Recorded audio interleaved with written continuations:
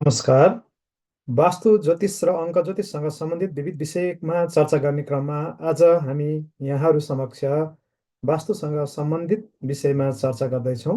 विशेषतः आज हाम्रो वास्तुसँग सम्बन्धित रहेर चर्चा गर्दैछौँ हामी ईशान कोणमा भर्याङ अर्थात् उत्तर पूर्व दिशामा भर्याङ हुँदा कस्ता समस्याहरू निम्तिन सक्दछन् भन्ने विषयमा यहाँहरूलाई जानकारी गराउँदैछौँ। यदि यहाँहरू हाम्रो च्यानलमा नयाँ हुनुहुन्छ भने च्यानललाई लाइक, सब्सक्राइब र कमेन्ट गर्न नबिर्सनुहोला। यहाँहरू पनि वास्तुसँग सम्बन्धित कुन विषयमा जानकारी लिन चाहनुहुन्छ सो विषय कमेन्ट मार्फत हामीलाई जानकारी गराउनु भएमा हामी सोही विषयमा आगामी श्रृङ्खलाहरूमा समावेश गर्ने प्रयत्न गर्दछौँ। अब लागौँ आजको विषयवस्तुतर्फ। आजको विषय रहेको छ ईशान कोणमा भर्याङ हुँदा कस्ता समस्याहरू आउँदछन्। विशेषतः उत्तर पूर्व अर्थात् ईशान कोण कुनै पनि संरचनाको सबैभन्दा शुभ र पवित्र क्षेत्र मानिन्छ। यस क्षेत्रले ज्ञान, विवेक, स्पष्ट सोच र आध्यात्मिक उन्नतिको प्रतिनिधित्व समेत गर्दछ। यस क्षेत्र खुला, हल्का, सफा र अवरोधविहीन राख्दा शान्ति, समृद्धि र सकारात्मक ब्रह्माण्डीय ऊर्जा प्रभावित हुने विश्वास पनि गरिन्छ।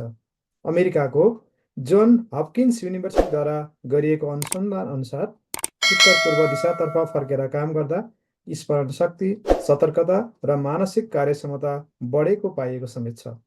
हुन पनि उत्तर पूर्व दिशाबाट अत्यन्त शक्तिशाली चुम्बकीय तथा ब्रह्माण्डीय ऊर्जा प्रभावित हुन्छ।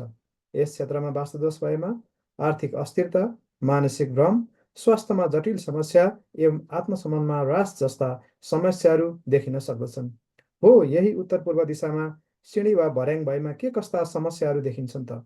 यदि तपाईँको संरचनामा उत्तर पूर्व दिशा वा ईशान कोणमा भर्याङ वा सिँढी भएमा कस्ता समस्या हुन्छन् त? अब यो विषयमा चर्चा गरौँ।